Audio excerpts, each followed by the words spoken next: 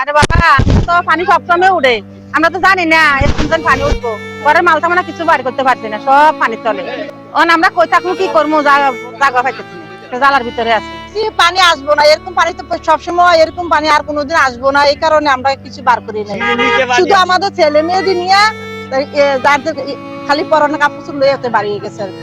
চলো একটা টিয়া নাই খাবো যে এই দিন মামু আমার 10 টাকা গাড়ি ভাড়া দিচ্ছে আমার, এই রাত গন্ধ সব কথা আছি ওই গাড়ি ভাড়া আমি দেবো লচ্ছি আমার থেকে। আমাদের এলাকায় এই পরিমাণ পানি আর জীবনে কখনো দেখি নাই। রাস্তাঘাট বাড়িঘর সব ডুবে গেছে। অত্র এলাকায় সবগুলো পুকুরের মাছ ভেসে গেছে ডলের পানিতে।